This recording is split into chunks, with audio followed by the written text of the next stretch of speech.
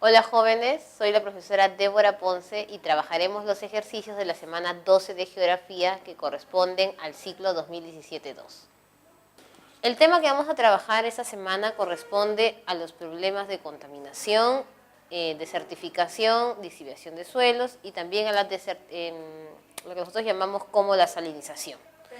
La primera pregunta hace alusión a la contaminación. El tema de contaminación es un tema muy sencillo y se podría decir que todas las características que nos van a brindar en esta pregunta corresponden a la contaminación. Solo que en este caso vamos a tratar de clasificar a qué tipo de contaminación pertenece, que tampoco es algo muy complicado.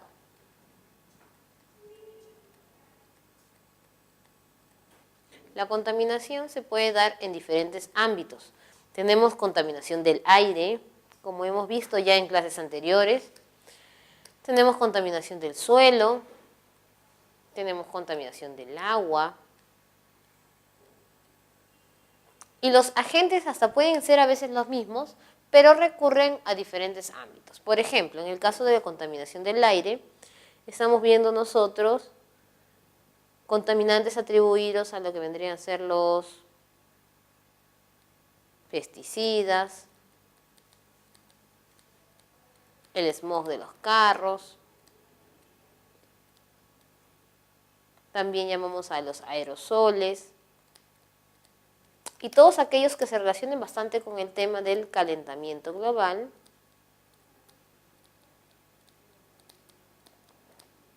Y el problema del efecto invernadero.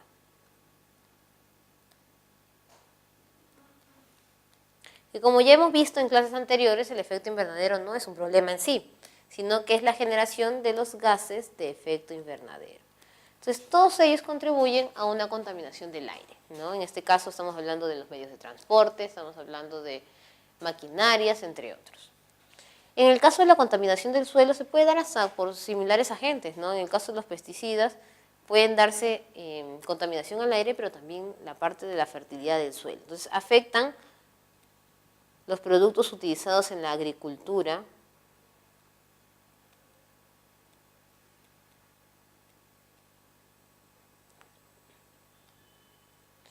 la basura que se deja en el suelo, que también cuando se produce una quema de basura da una contaminación al aire.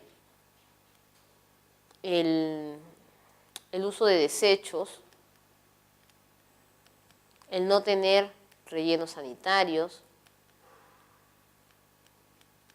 entre otros. Y el agua nosotros lo vamos a ver enfocado no solamente en el océano, sino también en ríos, lagunas y similares. En este caso, ¿cuáles son las contaminaciones que se pueden dar para el elemento del agua? Por ejemplo, el petróleo que se verte sobre el agua. Las sustancias tóxicas. También podríamos decir nosotros que los mismos desagües, que a veces no tenemos cuidado nosotros con lo que utilizamos, por ejemplo, lanzamos en el caño el aceite, también vertemos aquí desechos que deberían ir a la basura, a la bolsa de basura o al tacho, y nosotros lo comenzamos a poner por el baño o por el caño y terminan en el océano. Además de esto, podemos decir que el agua también se contamina por acción de detergentes que en algunos lugares se verten. Por ejemplo, hay personas que lavan ropa en los ríos. Entonces eso termina dando una mayor contaminación. En este caso, ¿de cuál nos están hablando? Ancash es un emblema de la belleza paisajística y la biodiversidad del Perú, pero también es una de las regiones más afectadas por los problemas de contaminación edáfica. Y edáfica es sinónimo de suelo. Acuérdense que siempre que nosotros mencionamos ese término, hacemos alusión a esa característica del relieve. En el agua siempre decimos contaminación también hidrológica. Y en el aire, contaminación atmosférica.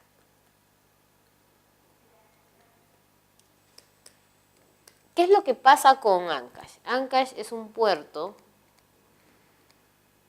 porque está ubicada ahí el conocido puerto de Chimbote, y que tenemos nosotros peligros con contaminar la parte del agua y la atmósfera. Además, que aquí también hay contaminación de suelo por todos los desechos que se dan o se vierten en este puerto por el mismo propósito de generar esa actividad económica de la pesca. Luego, no solamente vamos a tener una parte que está pegada al mar, también tenemos la ceja de sierra, que es la zona que más caracteriza esa región. Entonces, en esta región nosotros encontramos una amplia minería. Y la minería también termina siendo un grado de contaminación. Y además, Ancash no solamente tiene el puerto, no solamente tiene una zona minera que es la zona andina, no solamente presenta los nevados, que acá tenemos nosotros el problema del deshielo, tiene también una amplia población. Mientras más población hay mayor contaminación, recordemos nosotros, sino también presenta valles.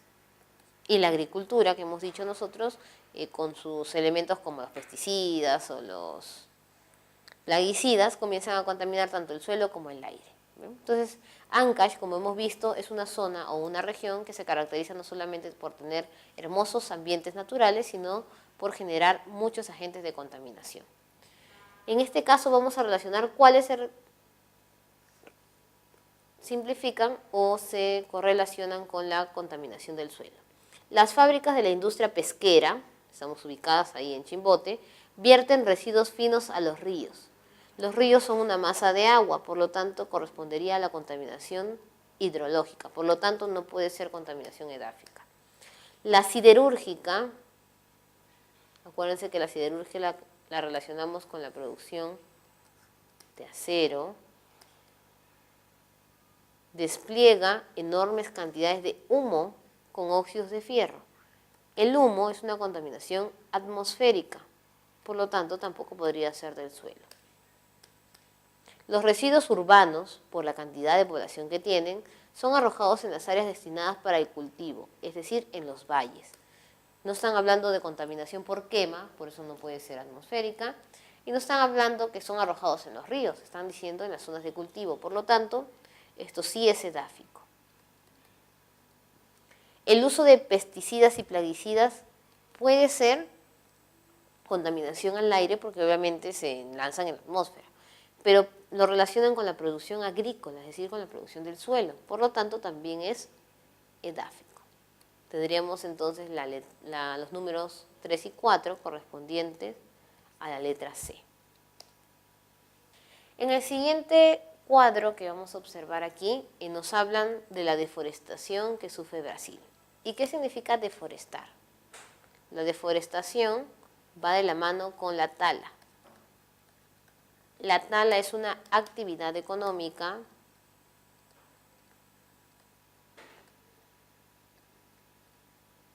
que nos permite obtener madera para convertirla desde combustible hasta en muebles del hogar.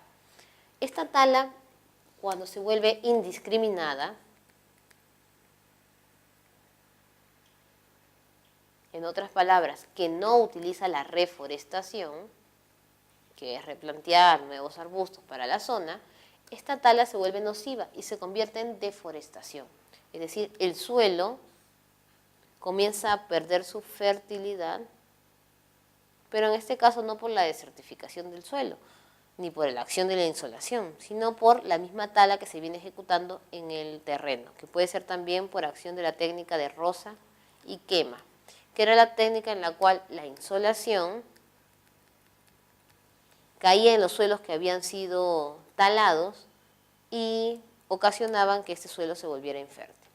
En este caso nos dicen que en base a la reforestación que sufre Brasil, determinemos la verdad o falsedad de los enunciados. Luego marquemos la alternativa correcta. Entonces vamos a relacionar el cuadro con las preguntas. La deforestación es inminente, es decir, que ya no tiene marcha atrás en el país sudamericano más grande. Vamos a ver más o menos los periodos, ¿no? Del año 90, el año 2020,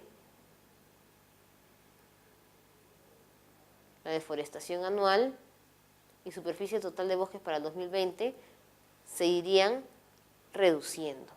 Por lo tanto, podemos decir que es un proceso inminente. Pueden haber variaciones, ¿no? Tú te das cuenta que de acuerdo a los escenarios de las zonas, en algunos casos disminuye, en otros casos aumenta, pero desde que se está proyectando al 2020, significa que ya hay escenarios en los cuales no se va a poder revertir este proceso de la tala indiscriminada. El total de la superficie boscosa estimada es equitativa en todos los escenarios.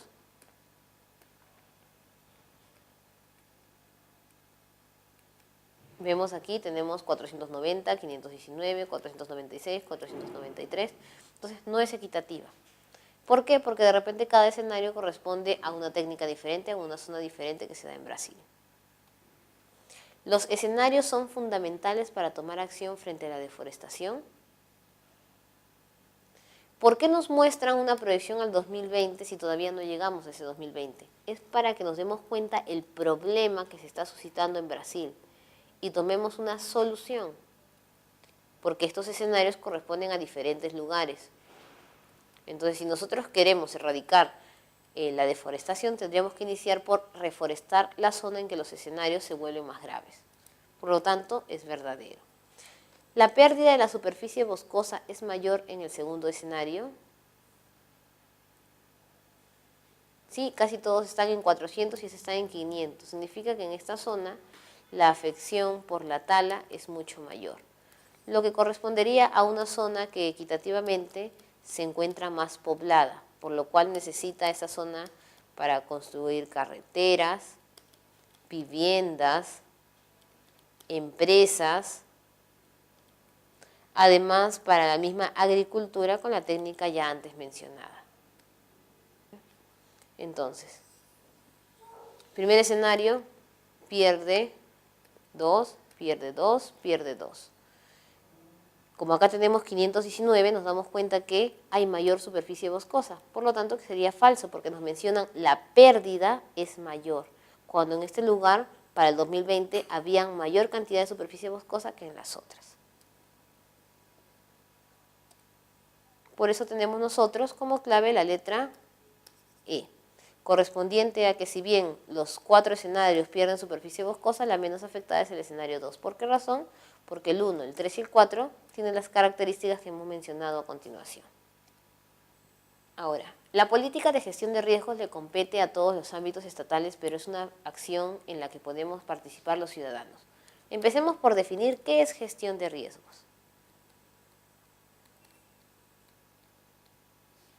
¿Y qué vendría a ser manejo de cuencas?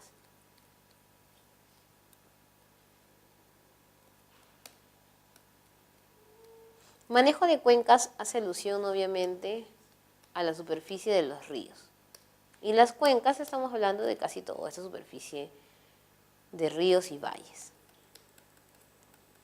¿Qué es lo que nos pide manejar las cuencas correctamente? Hacer una limpieza de la zona. Segundo, reconstruir represas. Descolmatar los ríos.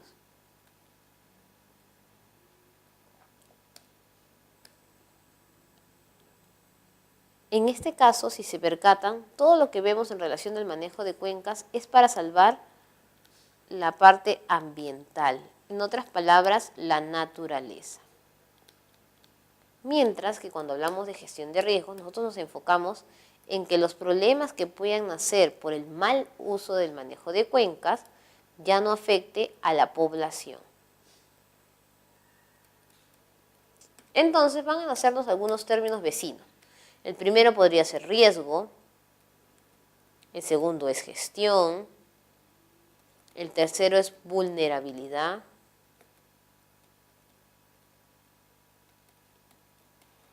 peligro, amenaza y desastre. Desastre es cuando el fenómeno natural afectó la zona. Por lo tanto, ¿qué no hubo? No hubo mitigación. ¿Qué cosa es mitigar? Es reducir los daños a causa de un desastre. Riesgos son los fenómenos naturales que pueden llegar a un determinado lugar, es decir, todavía no han llegado. Es más o menos como mencionar que la costa norte, cuando aparece el verano, es proclive a tener huaicos o inundaciones. Pero todavía no estamos en verano, entonces ¿qué tienen? Tienen un riesgo de padecer esto. Pero cuando llega el verano y comienzan los huaicos y las inundaciones, nos encontramos ya en la situación desarrollada, en el desastre. Y desastre obviamente se llama así porque no hemos estado preparados. ¿Qué significa vulnerabilidad? Son las zonas que están más propensas a ser víctimas del desastre.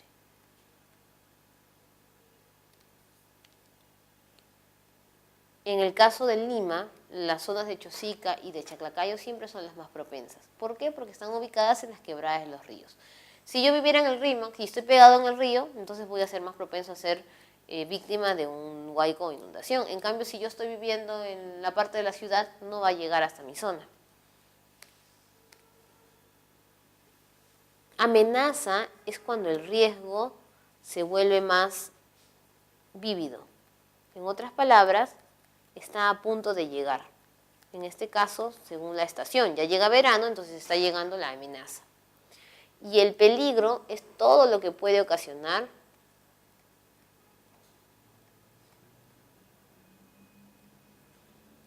la llegada de dicho desastre o de dicho fenómeno. ¿Qué significa entonces gestión? Cuando uno gestiona lo hace antes, no después. Significa todos los mecanismos de preparación frente a un riesgo que se puede ocasionar en un desastre. Inicia antes, pero puede llegar hasta después. Imaginémonos que nosotros nos hemos preparado descolmatando los ríos, haciendo represas, pero al final igual el hueco viene con fuerza y se rompe la represa.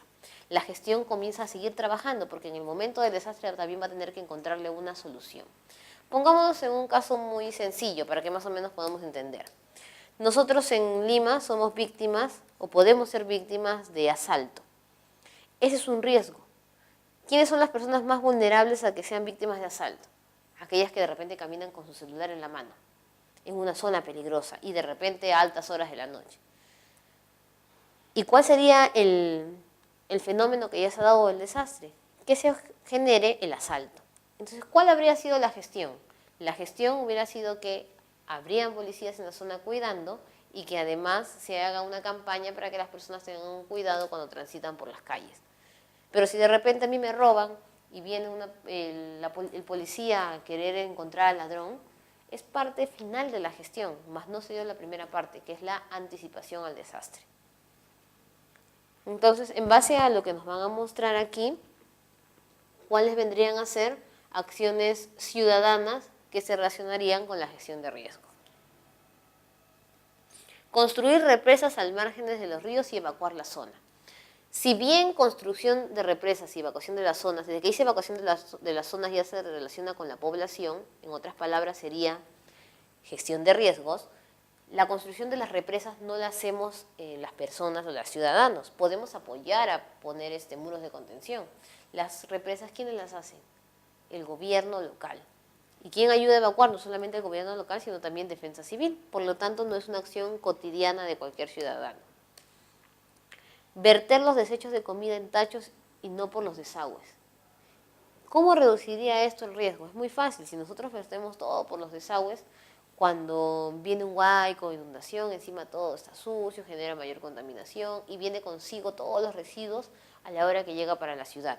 Esto de verter los desechos de comida en tachos, todos lo podemos hacer en nuestra casa. Entonces sí es una acción ciudadana. Instalar sistemas automáticos de cierre de válvulas antiderrames. Sistemas automáticos son una estructura compleja, por lo tanto, no lo podría hacer cualquier ciudadano. Tendría que hacerlo también el gobierno local. Por eso no podría ser. Y practicar reciclaje y reducir el uso de bolsas plásticas es una medida que se viene haciendo en todos los lugares, ¿no? El colocar 3 tipos de tacho con los colores para que las personas puedan aprender a reciclar y además podamos reutilizar algunas cosas que sí pueden, obviamente, ser causal de reciclaje.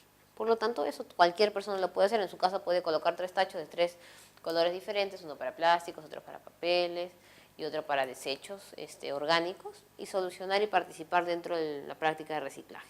Por lo tanto, la 2 y la 4 corresponden a la gestión de riesgos. Y 4. El Valle del Marañón es objeto de la explotación irracional de la población.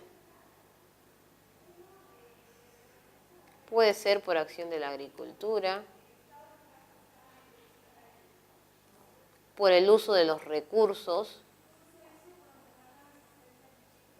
y también por el mismo uso o el mal uso de las cuencas del mismo río, que pone en peligro el equilibrio ecológico y poco a poco convierte el territorio en una sabana.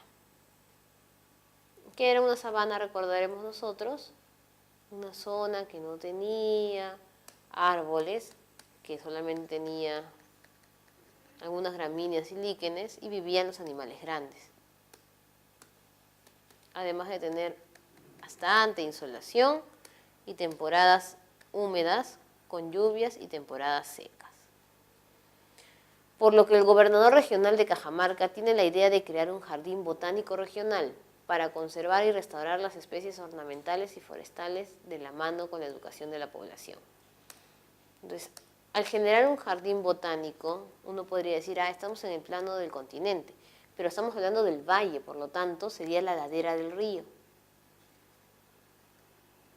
En este caso, ¿qué va a contribuir a este propósito? Gestión de voluntades. Si dijera aquí gestión de riesgo, tampoco sería porque no estamos hablando de un riesgo o amenaza. Si bien nos mencionan de que se convertiría el territorio en una sabana, lo hablan más para el plano natural que para el plano de las personas. Por lo tanto, no sería gestión de riesgo. Salud ambiental o manejo de cuencas. Si estamos hablando del río, podría ser manejo de cuencas porque están cuidando no solamente el cauce del río, sino también el valle. Salud ambiental. Cuando hablamos nosotros de salud, nos referimos a las personas. Y no están mencionando a las personas como parte de la medida del jardín botánico que va a ser el gobernador regional. Vulnerabilidad hídrica. Zonas más afectadas, no estamos hablando de la parte del agua, estamos hablando de la parte del valle. Por eso es el plano continental. Y el desarrollo político, si bien va a ser una medida que de repente puede generar el auge de fama del gobernador regional, la idea no es que él se contribuya como una obra, porque es una de sus funciones. Lo que él quiere es salvaguardar las zonas naturales del lugar. Entonces, como bien nos hemos dado cuenta que no pueden ser las claves siguientes, nos quedamos con la respuesta del manejo de cuencas. Y entonces ahí hemos terminado con las preguntas de geografía.